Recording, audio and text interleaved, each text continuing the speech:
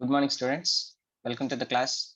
Here we are going to discuss about chemical bonding and molecular structures.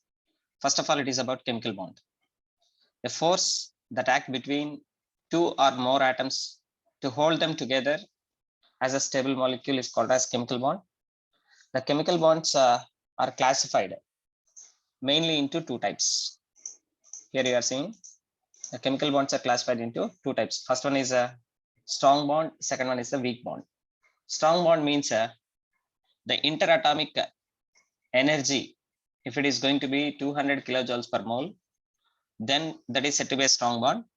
If the interatomic energy or intermolecular energy is going to be between 2 to 42 kilojoules per mole, then that is said to be a weak bond. Coming to the strong bonds that are classified into four types: ionic bond, covalent bond, coordinate covalent bond, and metallic bond. Weak bonds are classified into two types: hydrogen bonds and van der Waals force of attractions. All of you studied about all these things, so I'm not going to give any in detailed description, just the main points I'm going to discuss here. So the first chemical bond formation is explained by the Coastal-Lewis theory. Here you can see Coastal-Lewis theory. So in Coastal-Lewis theory, this is based on the octet rule. What is meant by octet? Having 8 electrons in the valency. For example, if you see the formation of water molecule, here the oxygen is the central atom that is going to get octet configuration. So any atom is going to get octet configuration either by losing electrons or by gaining electrons or by sharing electrons to get a stable configuration. As a result, between the atoms or between the ions, there is a bond formation is going to take place. That was explained by Coastal and Lewis. But the Coastal-Lewis theory is not applicable for all the molecules.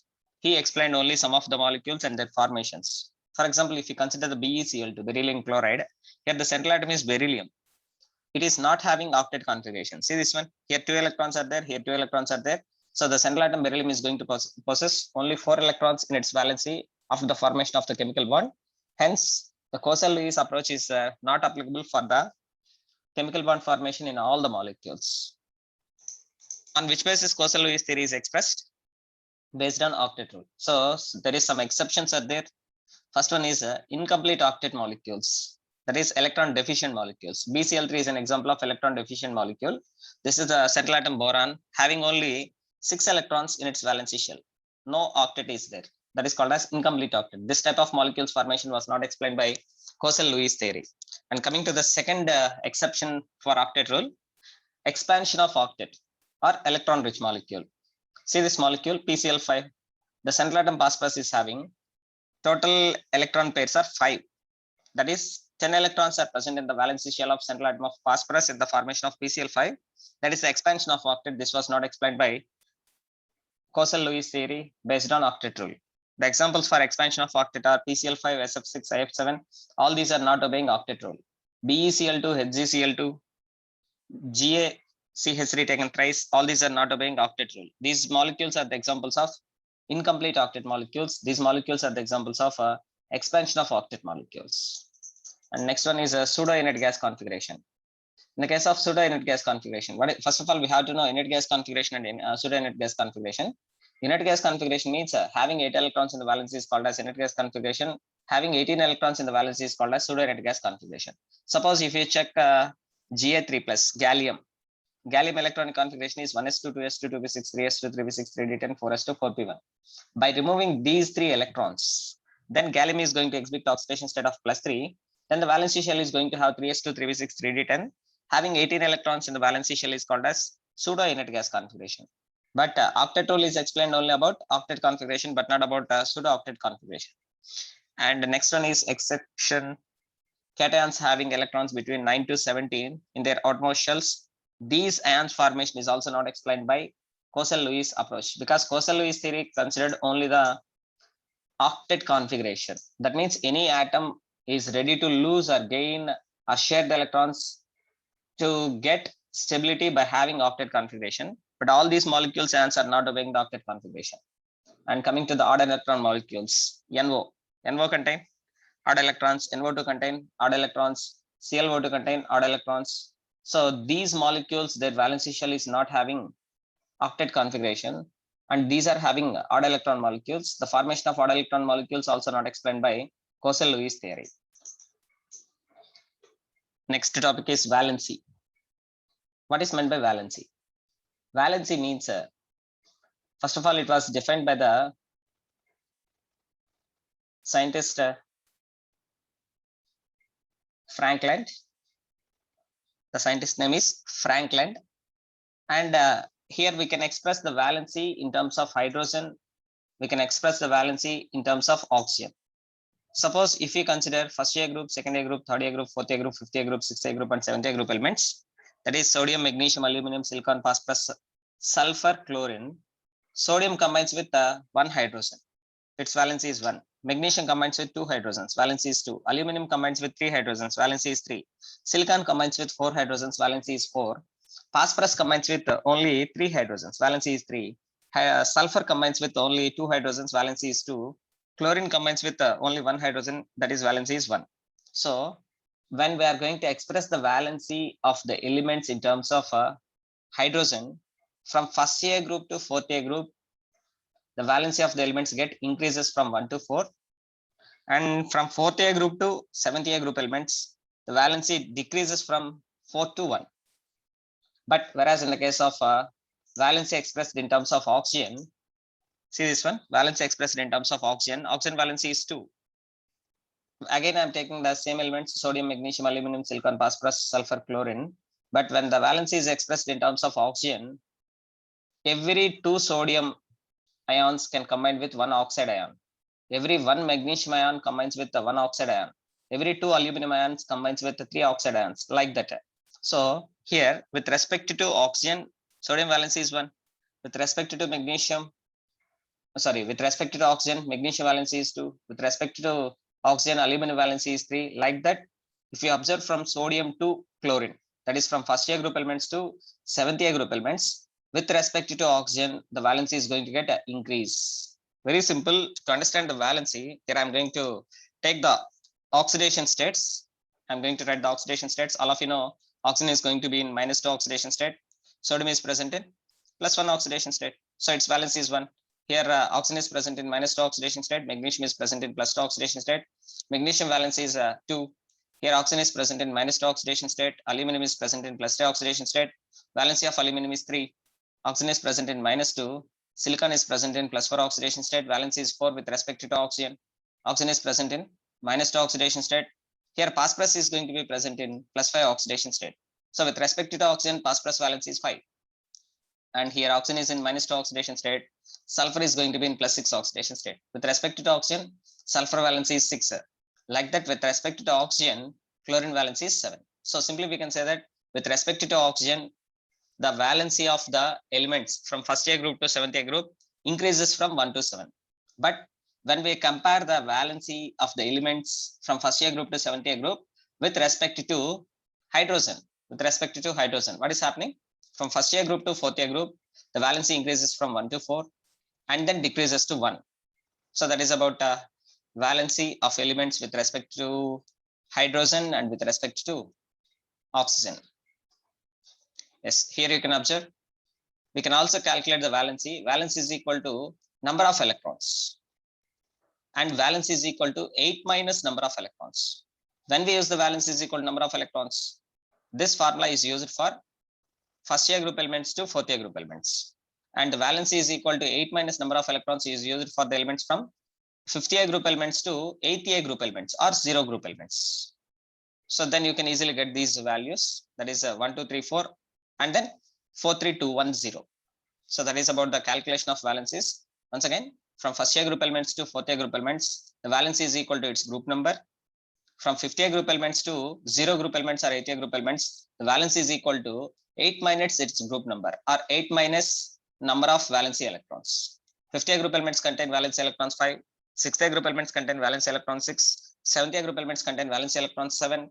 8th A group elements contain valency electrons 8. The 8th A group elements contain valency electrons are 8. So here you have to write NS2 NP6.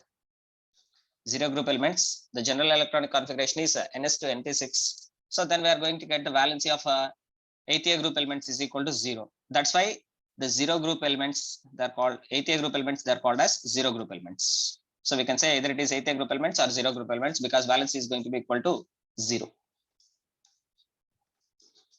So that is all about valencies. Next, coming to covalent bonds. All of you know what is the definition of covalent bond. I'm not going in detail. The covalent bonds are classified into 3 types: single bonds, double bonds, triple bonds. Single bond means between the two atoms. When two electrons are mutually shared by the nuclei of the two atoms, that is a single bond. When between the two atoms, if two electron pairs are mutually shared, one is going to give the sigma bond formation, one is going to give the pi bond formation. That is a double bond. When between the two atoms, 3 lone pairs of electrons are going to be mutually shared, and that is going to give one sigma bond, 2 pi bonds. That is called as a triple bond. So single bond contain 2 electrons in the bond, that is 1 electron pair. Double bond contain 4 electrons in the bond, that is 2 electron pairs. Triple bond contains 6 electrons, that is 3 electron pairs. Next one about orbital concept. All of you know orbitals are 4 types: s orbitals, p orbitals, d orbitals, and f orbitals. So after a failure of Coastal-Lewis approach to formation of chemical bonds, another theory was proposed based on variable valencies. If you observe, if you understand the variable valencies, then we can understand the VBT, valency bond theory. So before going to valency bond theory, we are going to check variable valencies in covalent bond formation. Suppose if you see the nitrogen in the ground state, the electronic configuration is 2s2 2p3. 2s2 2p3. How many valence electrons are there here in nitrogen? 3 how many valence electrons are there? The number of valence electrons in nitrogen are 5, but the number of unpaired electrons in valency of nitrogen is 3. So these 3 unpaired electrons are responsible for the formation of chemical bond. That's why nitrogen is going to form 3 covalent bonds. So when nitrogen is going to react with chlorine, it is going to form NCl3. Why? Because means nitrogen valency is having how many unpaired electrons? 3 unpaired electrons. So we can understand from this one that the unpaired electrons are responsible for the formation of covalent bonds. So in the case of phosphorus also, you can observe in the case of phosphorus also, phosphorus, nitrogen and phosphorus both belongs to the same group. That is a 15th group. In the phosphorus also, you can observe 3 unpaired electrons are present in the valency shell. That's why phosphorus can also react with chlorine to form PCl3, like nitrogen. Nitrogen can form NCl3, phosphorus can form PCl3. The unpaired electrons in the valency shell are responsible for the formation of chemical bonds. That is covalent bonds.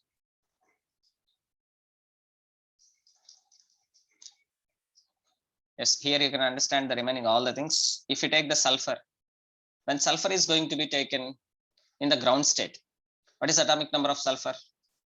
The atomic number of sulfur is 16. Electronic configuration is 1s2, 2s2, 2p6, 3s2, 3p4, 1s2, 2s2, 2p6. Here I'm writing sulfur electronic configuration in the ground state is 1s2, 2s2, 2p6.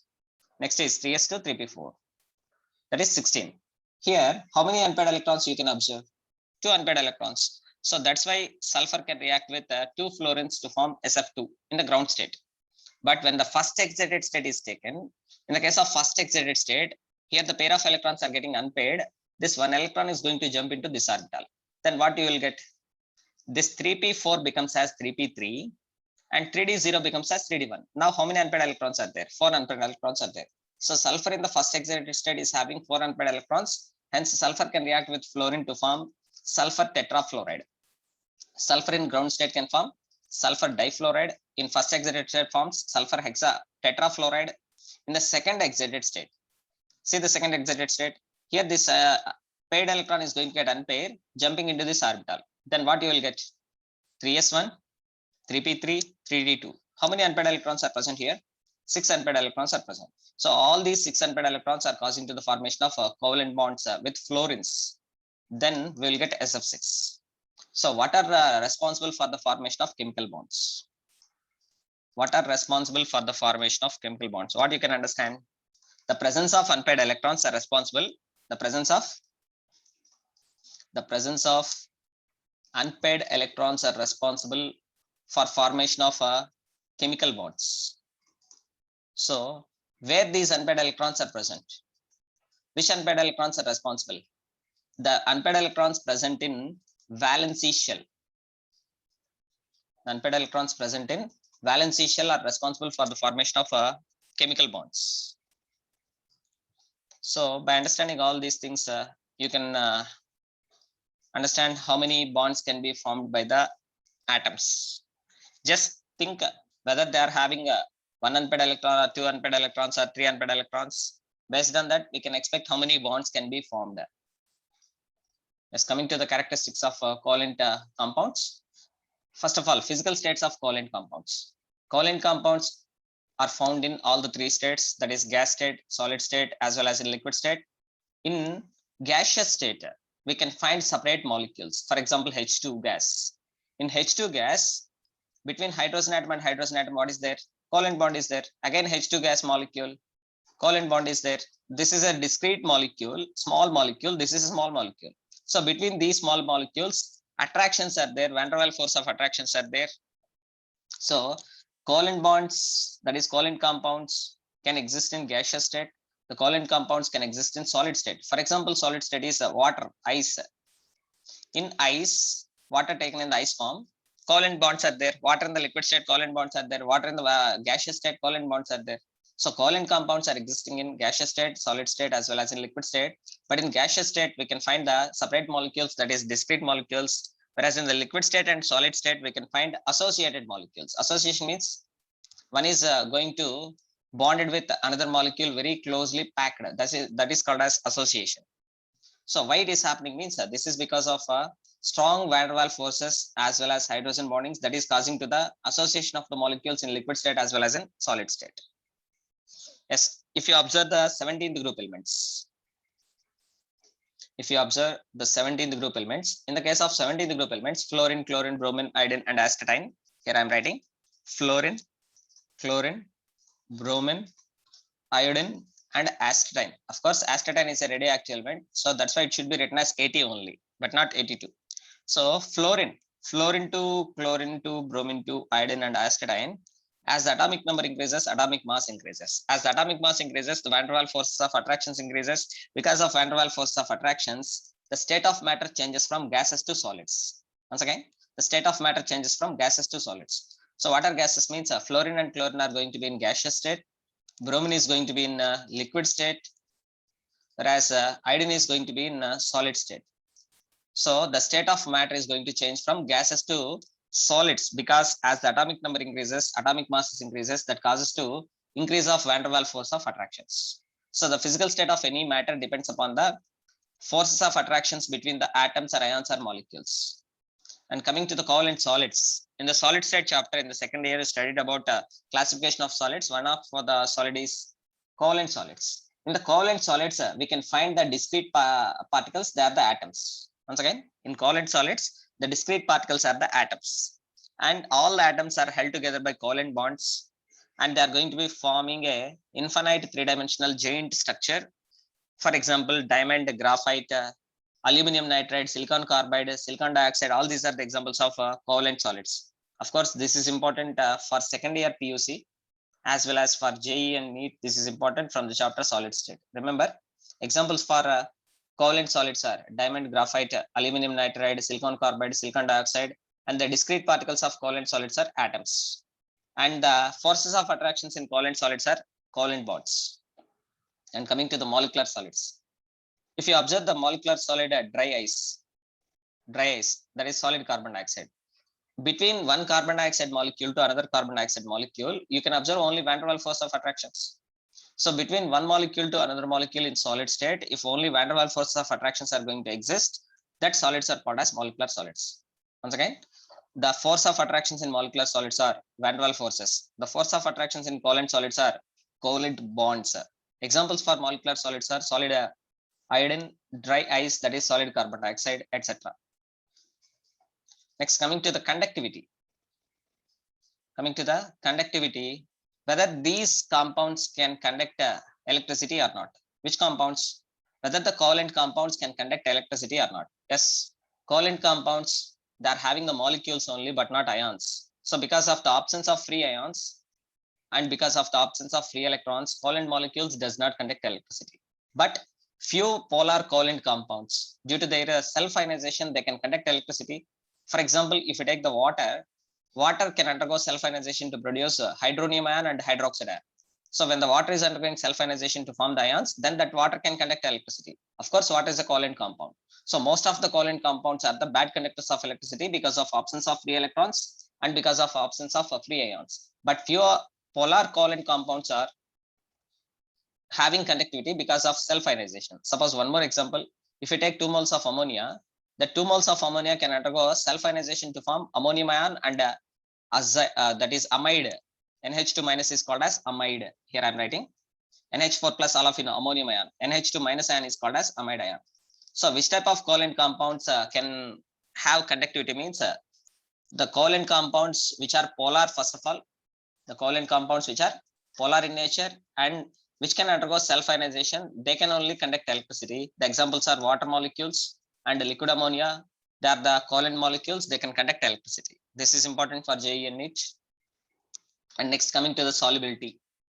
Solubility, first, covalent compounds are classified into 2 types. That is polar covalent compounds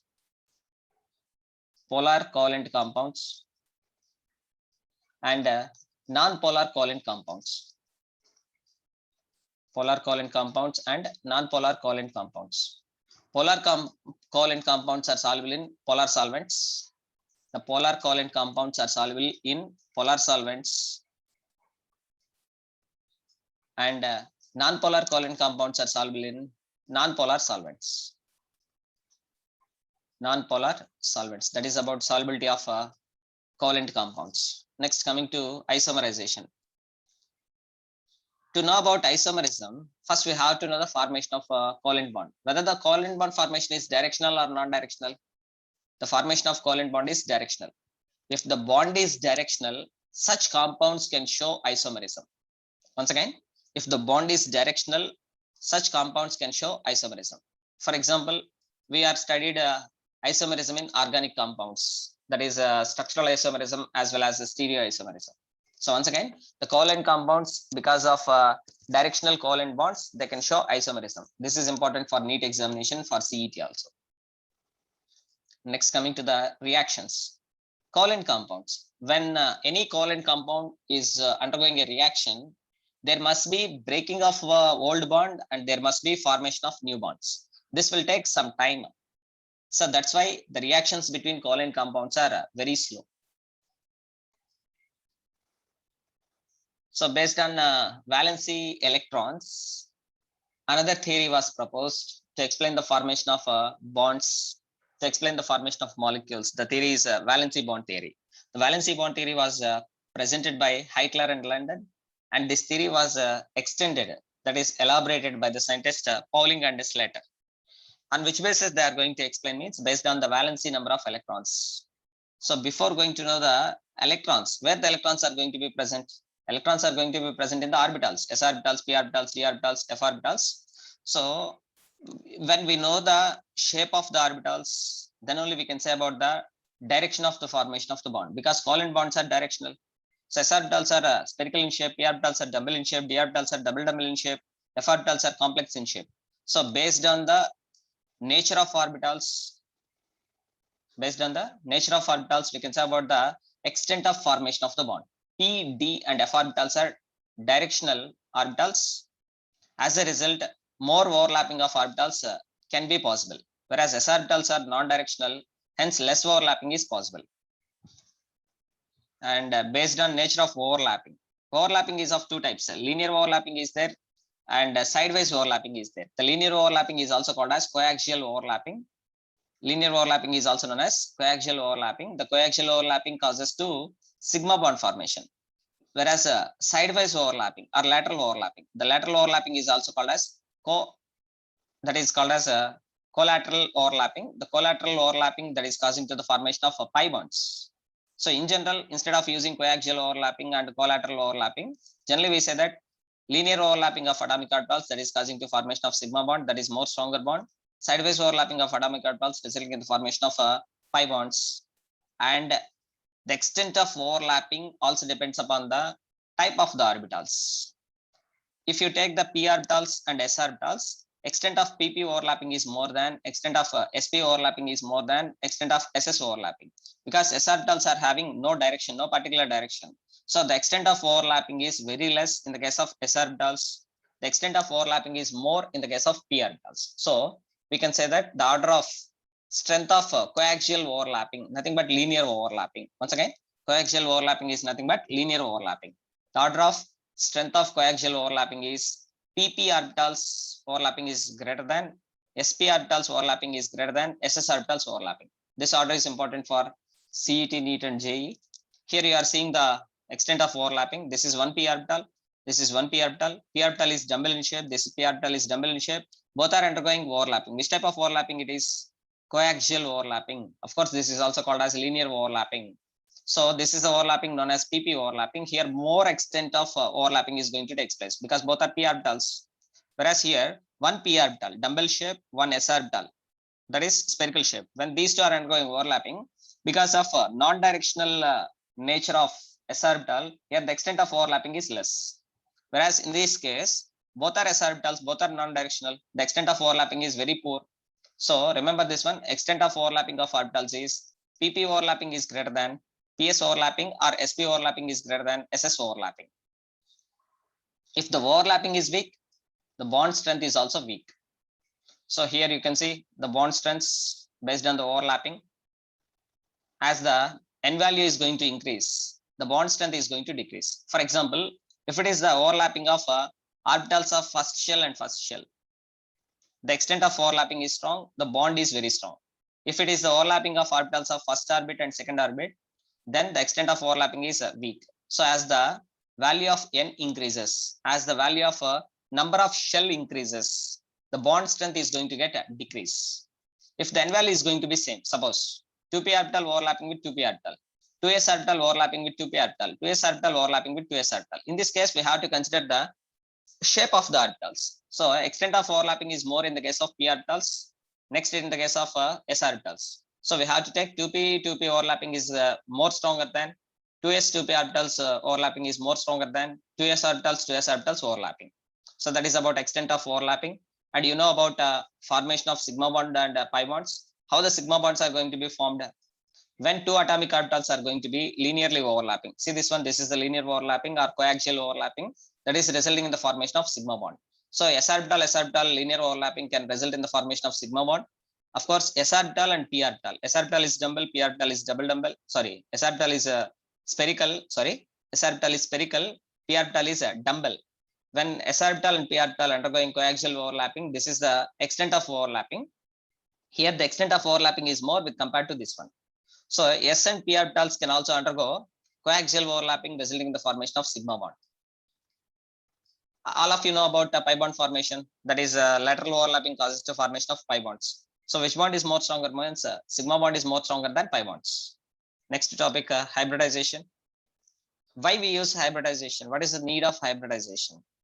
Hybridization is going to explain about bond angles and the shapes of the molecules. With the help of hybridization, we can understand the bond angles in the molecules as well as shapes, that is geometries of the molecules. Of course, hybridization is a hypothetical phenomena. There is no experimental proof for hybridization. The hybridization is purely hypothetical phenomena, but not experimental. And on which basis we can explain hybridization means, first of all, we have to consider the orbitals, s orbitals, p orbitals, d orbitals. We are not taking the f orbitals because they are having complex shape. Suppose if any one atom is taken, in this one atom, we have to consider the orbitals. Which orbitals we have to consider? Valency orbitals. The valency orbitals of the same atom, the valency orbitals of same atom, when they are undergoing intermixing, not overlapping. When the atomic orbitals of the same atom undergoing intermix with each other, they result in the formation of new orbitals. That formed new orbitals are called as hybrid orbitals, and the process is called as hybridization. And if one s orbital overlap with one p orbital, the hybridization is called as, sorry, one s orbital intermix with one p orbital, that is called as sp hybridization. One s orbital intermix with the two p orbitals, that is called as sp2 hybridization. One s orbital intermix with three p orbitals of the same atom, resulting in the formation of new orbitals, that is called as sp3 hybrid orbitals. one s orbital, 3 p orbitals, 1 d orbital intermix with each other, result in the formation of sp3 hybrid orbitals.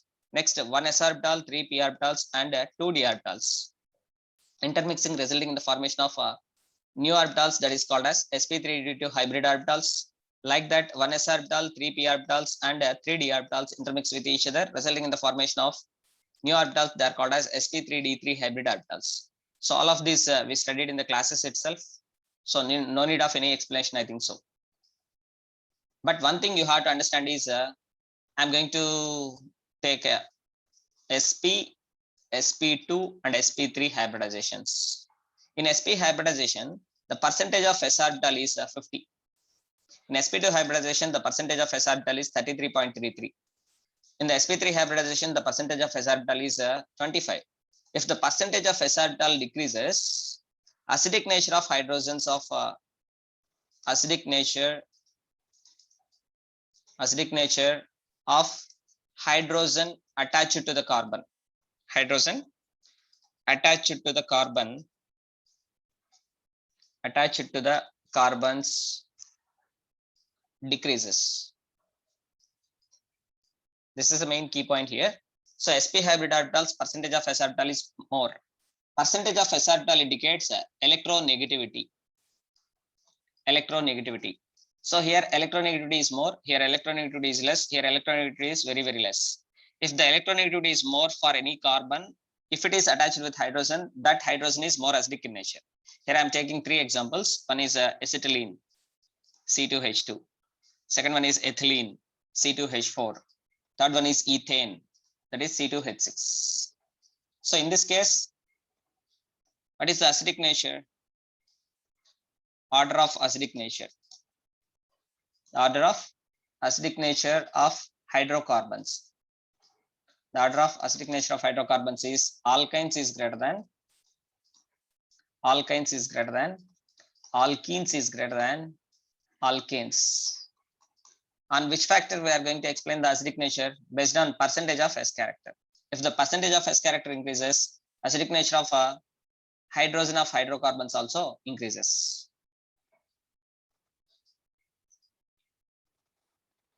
And in sp hybridization, suppose if you take the first one, sp hybridization, the shape of the molecule is linear, bond angle is 180 degrees. When we come to sp2 hybridization, here I'm going to take sp2 hybridization. In the case of sp2 hybridization, what is the bond angle? 120 degrees. Structure is trigonal planar. sp3 hybridization, the bond angle is 109 degrees 28 minutes. The structure is tetrahedral. Okay, if any species is given, any species, any ion, any molecule is given, how to know the hybridization of that species? To know that, to determine the hybridization of any species, there are 2 methods. I'm going to take the second method. Write down the formula of this method. Write down the side heading. Determination of hybridization state. Method number 2. To predict hybridization, the following formula may be used. That is, number of hybrid orbitals is equal to half into VE minus plus SA plus or minus C. What is VE minus? Total number of valency electrons. VE stands for total number of valency electrons in the central atom. SA stands for total number of monovalent atoms. Total number of monovalent atoms. C stands for charge. Suppose see this one, NH4 plus. In the case of NH4 plus, first of all, I'm taking half into valency electrons. What is the valency of nitrogen with respect to hydrogen? What is the valency? What is the valency? Tell me. Simply you can say that sir, nitrogen is 15th group element, sir, 50A group element, sir. So I can take the valence as 5. Yes, valence is 5. Plus, what is this 4? Here 4 indicating SA. SA means total number of monovalent atoms. Hydrogen is the monovalent atom. How many monovalent atoms are there? 4. So that's why I'm taking 4. Next, plus or minus C. Plus or minus C. Here it is a cationic species. So in this case, we are taking the charge as -1. Then the total value becomes equal to 4. Then 4 indicating that 4 hybrid orbitals. 4 hybrid orbitals indicating that it is sp3 hybridization. So just by understanding this formula and by substituting the values in this formula, you can get the hybridization of the central atom of the given species. Yes, all of you take the screenshot of this one and try to practice these examples. If you are having any doubt, you can call me on my WhatsApp number. We'll discuss. Take the screenshot fast. This is very important topic for JEE and NEET. This is very important topic. Determination of hybridization for the given species. This is important for both JEE and NEET. If I am saying this is important, of course it is important for KCET also. Okay. Yes, all of you practice these examples. And yes, take the screenshot, one more screenshot. Types of molecules, AB2, AB3, AB4, AB5, AB6, AB7. Number of bond pairs, number of lone pairs, geometry and examples. In your NCERT textbook also it is there. In the first year syllabus, chemical bonding chapter, there you can find in VSE PR theory, valency shell electron pair repulsion theory, you can find this table. Please practice that examples given in the table.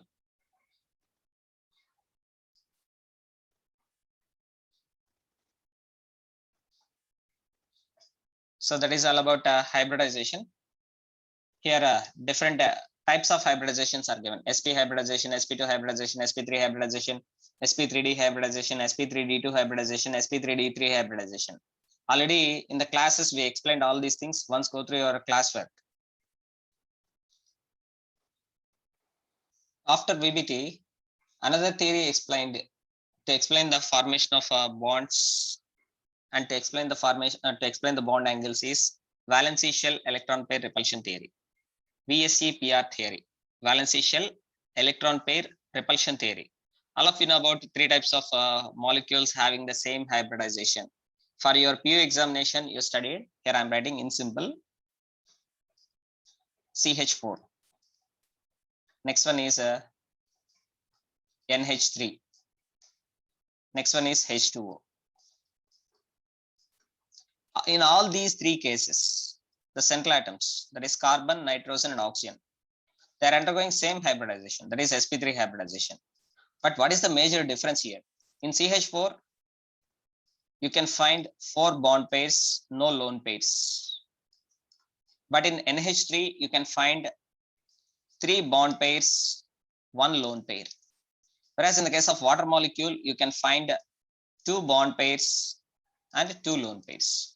So by taking all these values, by understanding all these values, what we can say? We can say about bond angles. We can say about bond angles. Here I'm writing the bond angle. In the case of methane, the bond angle is 109 degrees 28 minutes.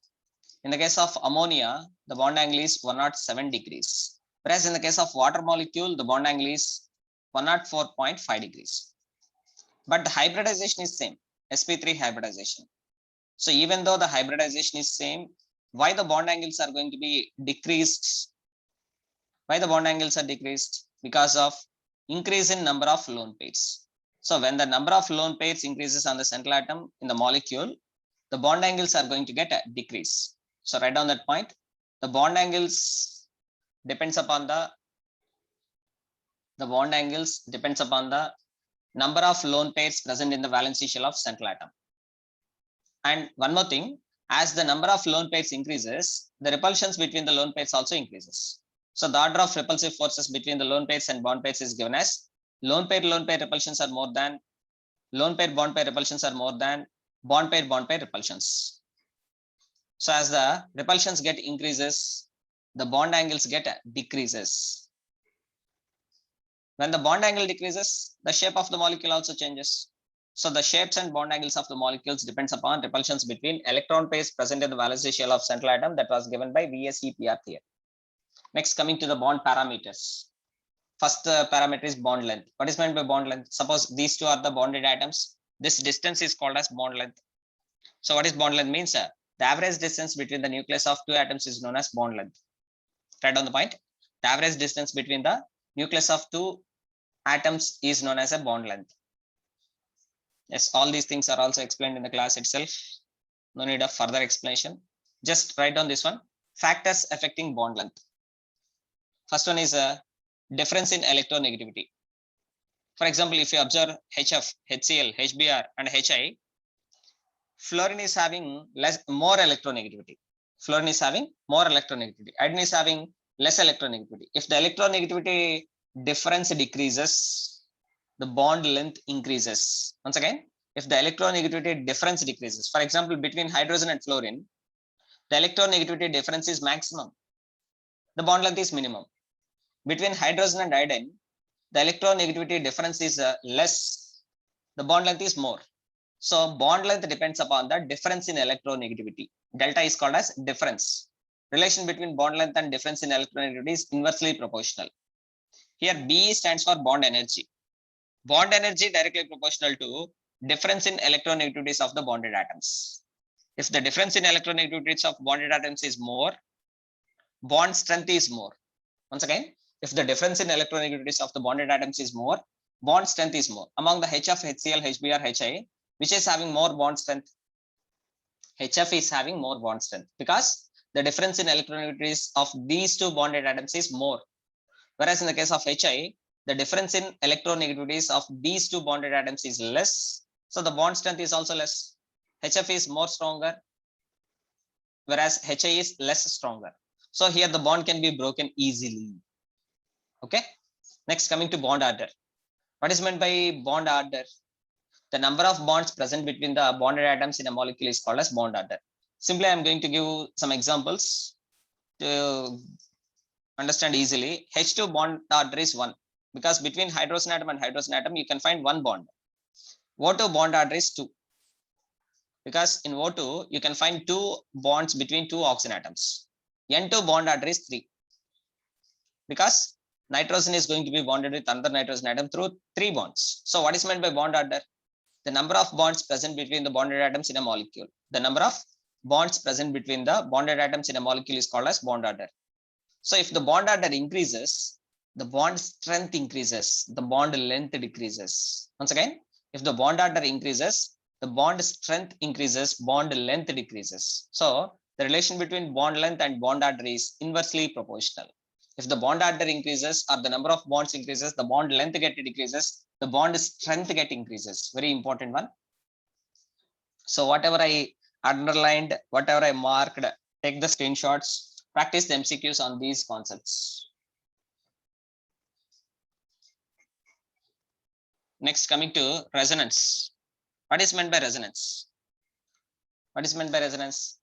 The existence of a same molecule in 2 or more structures is called as resonance. Once again, the existence of the same molecule in 2 or more structures is called as resonance. The resonance structures of any molecule is hypothetical, but the resonance hybrid structure is not hypothetical. It is going to exist.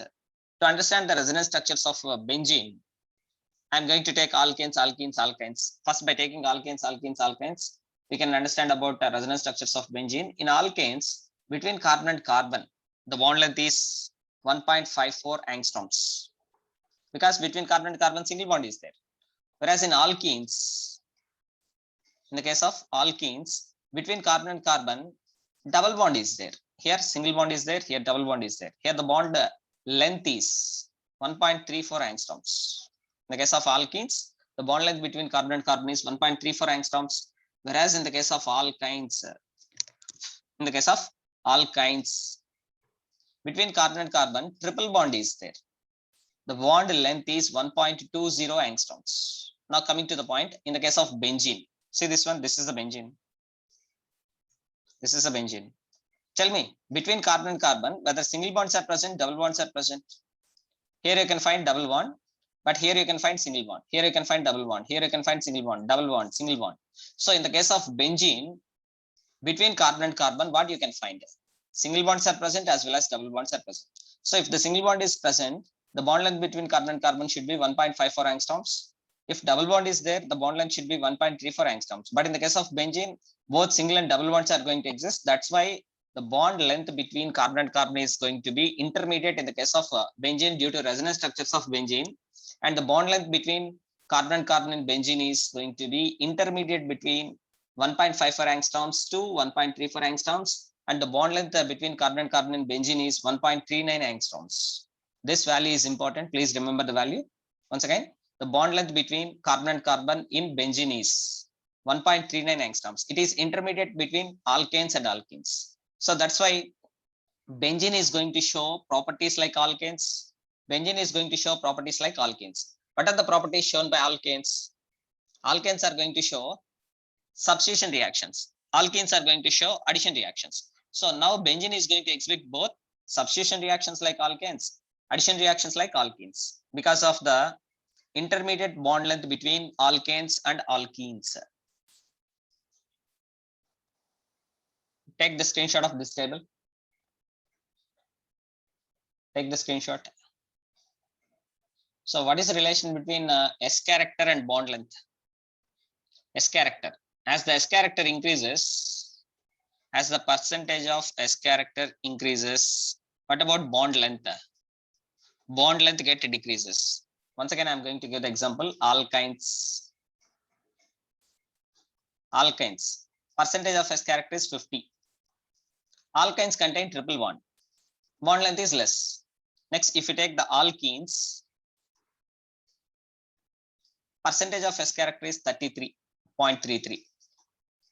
And alkenes contain carbon-carbon double bond. Whereas if you take the alkanes,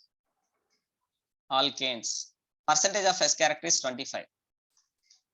Carbon-carbon bond length is more, single bond is there. So as the percentage of S character increases, once again, from 25 to 33, 33 to 50, as the percentage of S character increases, the bond order increases, the bond length decreases. So simply we can give the relation between percentage of S character and bond length is inversely proportional. This is very important for JEE and NEET. Just by understanding the concept, you can solve the MCQs very easily. So first try to understand the concept, read the concept first properly.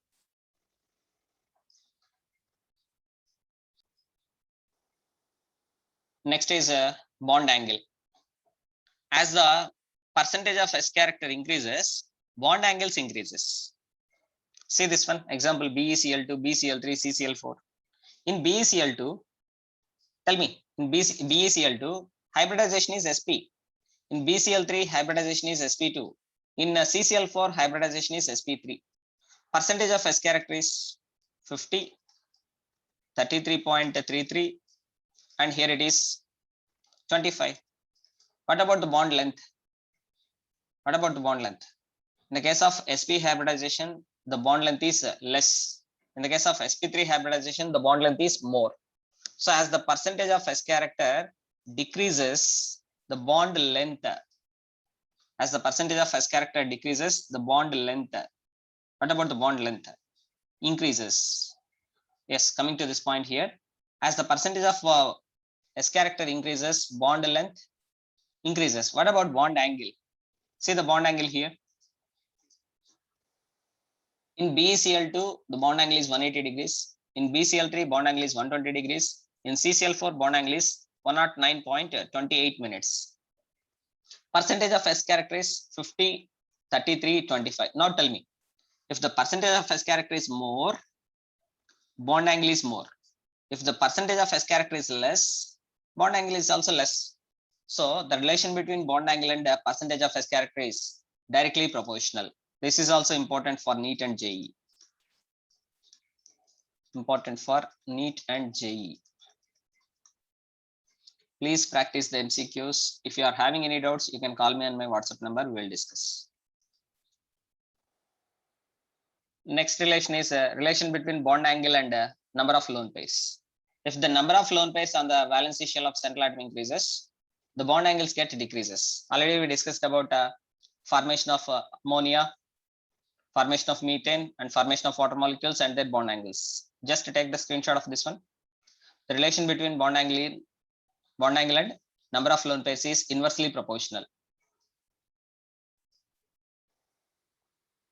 Next relation, relation between bond angle and electronegativity of the central atom. See these two examples. Oxygen, single bond hydrogen, single bond hydrogen, that is water molecule.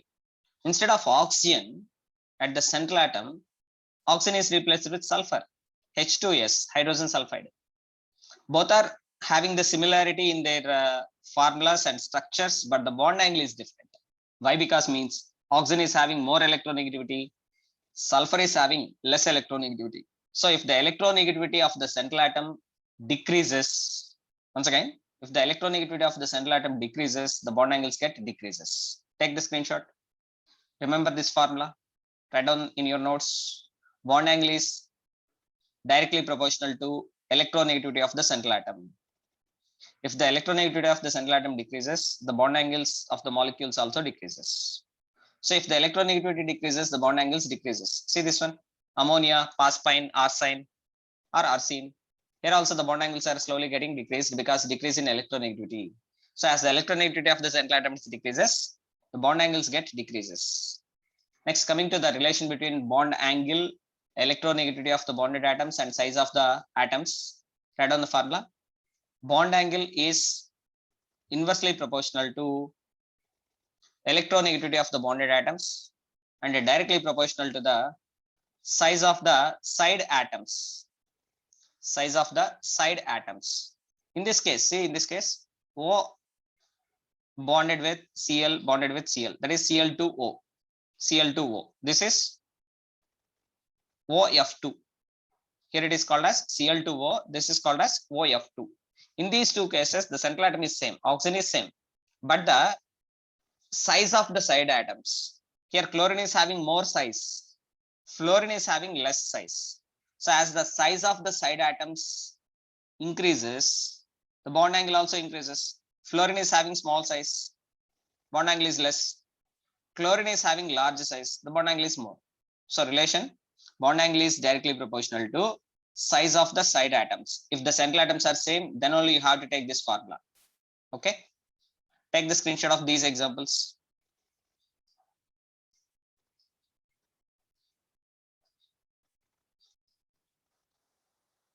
Next topic side heading, bond energy. What is bond energy? Bond energy may be defined as two types. One is bond formation energy, second one is bond dissociation energy. Bond formation energy means energy released when any bond is formed is known as bond formation energy or bond energy. Bond dissociation energy means energy required to dissociate any bond is known as bond dissociation energy. In the case of diatomic molecules, for example N2, O2, H2, F2, in the case of diatomic molecules, the bond energy is equal to bond dissociation energy. But in the case of polyatomic molecules, bond energy is nearly equal to bond dissociation energy. Next side heading, factors affecting bond energy. All these are the factors that are affecting the bond energy. All these things are also explained in the class itself. Once check your classwork. Next topic, dipole moment. The formula of dipole moment is mu is equal to Q into D. What is meant by Q? Magnitude of charges. D means distance between the charges. So by using this formula, we can calculate the polarity of any bond. If mu is not equal to 0, that bond is said to be a polar bond. And if mu is equal to 0, that bond is said to be a non-polar bond. Otherwise, if mu is not equal to 0, we can say that the molecules are, if mu is equal to 0, the molecules are non-polar molecules. If mu is not equal to 0, the molecules are called as polar molecules. For dipole moment, the unit is dBi. See this value, 1 dBi. dBi is equal to 1 into 10 to the power of minus 18 ESU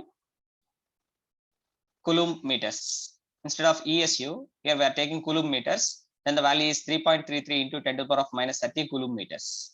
Remember this value, 1 dBi is equal to 3.33 into 10 to the power of minus 30 coulomb meters, or 1 into 10 to the power of minus 18 electrostatic units. Yes, coming to the dipole moments, HF, HCl, HBr, HI, from fluorine to iodine, as the electronegativity decreases, the polarity of the bond decreases. The mu value get decreases. Which one is more polar means HF is more polar, HI is less polar.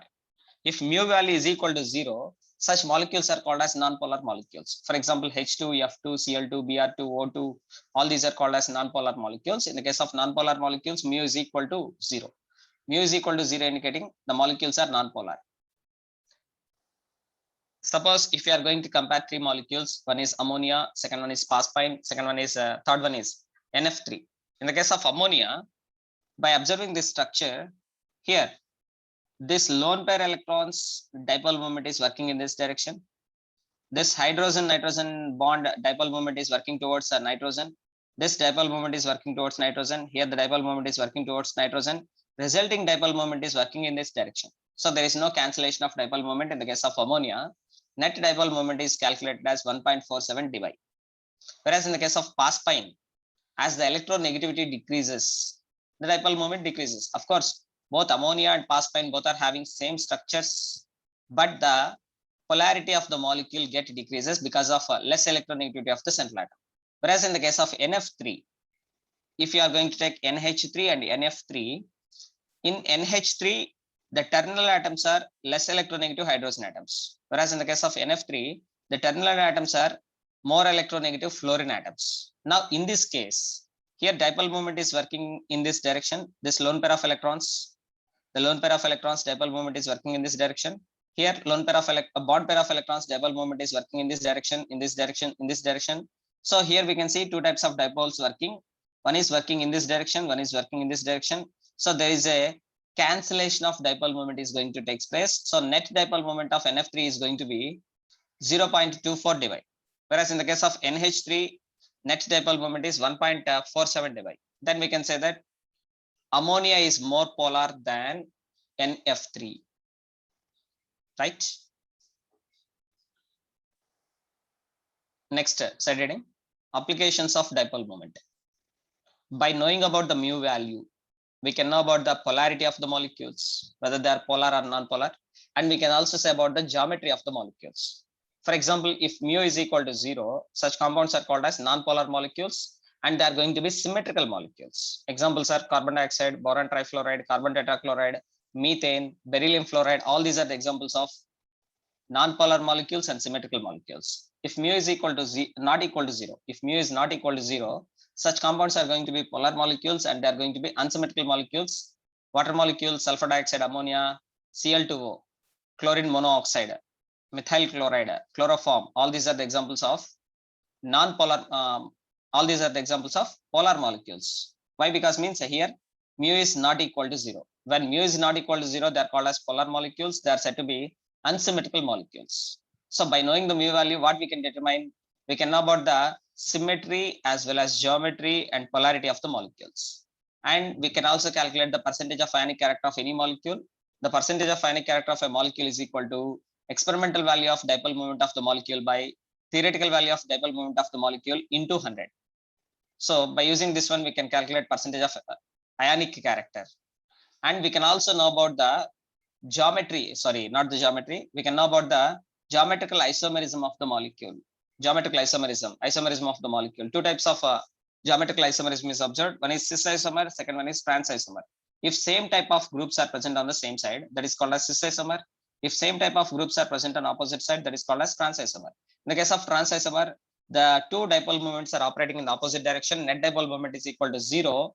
Then that is called as a trans isomer. That is a non-polar molecule. Mu becomes equal to 0. But in the case of cis isomer, the net dipole is going to exist in one particular direction. Mu is not equal to going to be 0. That is polarity is going to exist. So cis compounds are polar in nature. Trans compounds are non-polar in nature. Once again, the cis compounds are polar in nature. Trans compounds are non-polar in nature. So polarity of the molecules can be known as well as cis and trans geometry of the molecules can also be known by knowing the dipole moment values. Next topic is molecular orbital theory, MOT. What is the use of molecular orbital theory? Up to now, we know about Coulson-Lewis approach. Next one is valency bond theory. Next one is valency shell electron pair repulsion theory. Then what is the need of another theory, molecular orbital theory? Why? Because means in the VBT, In the valency bond theory, O2 molecule, dioxin molecule is considered as a diamagnetic, but experimentally O2 is found as a paramagnetic molecule. So the magnetic nature, paramagnetic nature of O2 molecule was explained with the help of molecular orbital theory. In this molecular orbital theory, we are going to study about overlapping of atomic orbitals. The overlapping of atomic orbitals can cause formation of molecular orbitals. The molecular orbitals are two types: bonding molecular orbitals and anti-bonding molecular orbitals. When the atomic orbitals of same phase are going to overlap, then that is resulting in the formation of bonding molecular orbitals. When the atomic orbitals having anti-phase, when they are going to overlap, that is causing to the formation of anti-bonding molecular orbitals. Bonding molecular orbitals are indicated by psi. Antibonding molecular orbitals are indicated by bonding molecular orbitals are indicated by sigma and pi. Antibonding molecular orbitals are indicated by sigma star and pi star. And the bonding molecular orbitals mathematical form is psi b. B stands for bonding. Psi b is equal to psi a plus psi b. What is this psi a? Electron wave of a atomic orbital, and psi b is the electron wave of b atomic orbital. Both are going to mix or overlap in same phase. Here the plus sign is indicating these two electron waves of the atomic orbitals are overlapping in same phase. Whereas here psi a stands for anti-bonding molecular orbital, that is mathematically given as psi a minus psi b. Here minus is indicating that the electron waves of a orbital and b orbital, the electron waves of a atom or b atom are going to overlap in opposite phase. That is resulting in the formation of anti-bonding molecular orbital. So psi b is equal to psi a plus psi b. Psi a is equal to psi a minus psi b. This indication is indicating that the formation of anti-bonding molecular orbital. This is indicating the formation of bonding molecular orbitals. Yes, all of you please take the screenshot of this table. Once please read this one. If you have any doubt, you can call me on my WhatsApp number. We will discuss.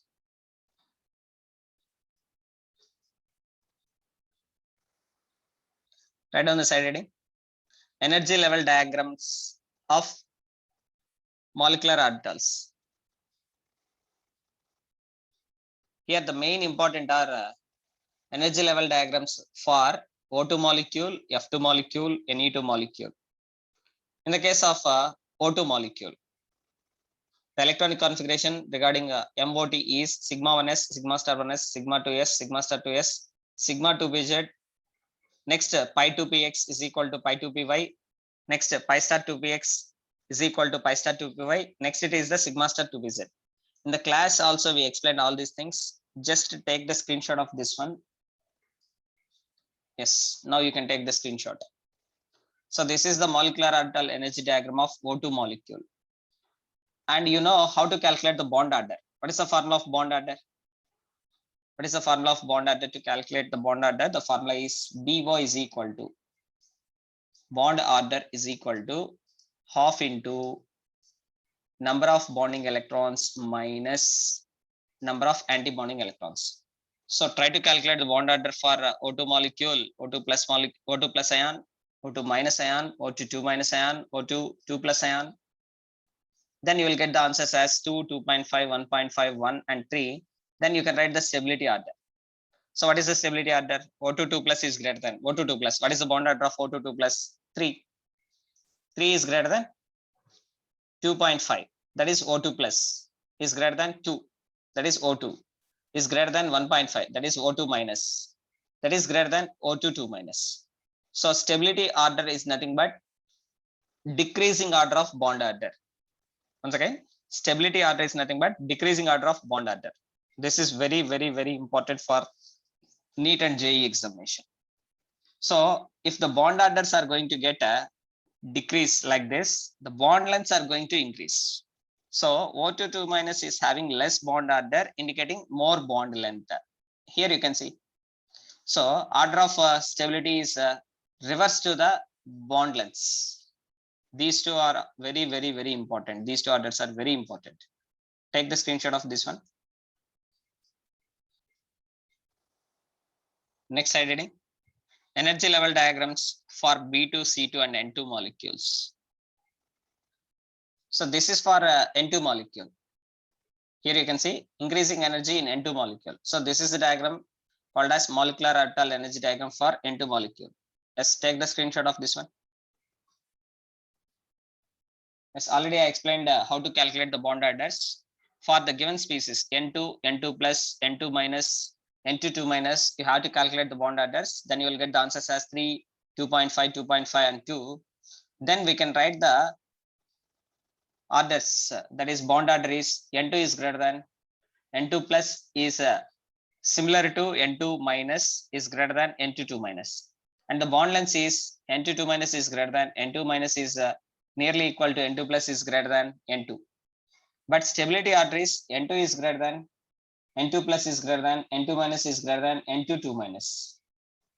Why this is attaining like this means the stability depends upon the number of electrons in anti-bonding molecular orbitals if their bond orders are same. If the bond orders are same, for example, see this one.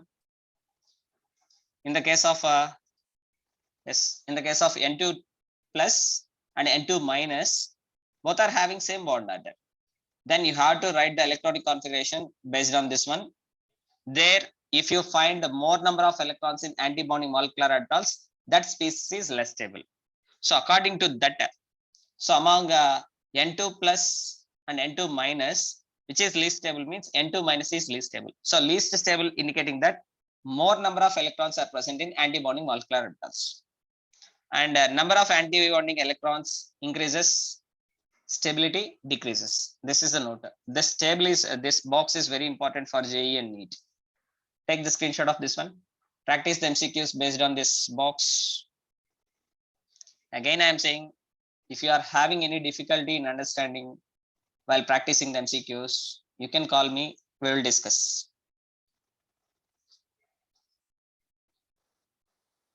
Take the screenshot of this one.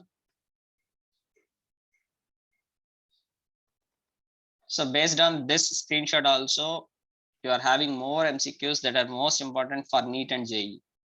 So all those things already explained in the offline classes itself. Just it is a brief revision. Within an hour, it is a brief revision regarding all the chapter. So do your level best. If you find any difficulty, we are there to support you in phone line. Thank you and all. Stay home, stay safe. Have a nice day. This is your chemistry lecturer, Cesar Naidu, signing off.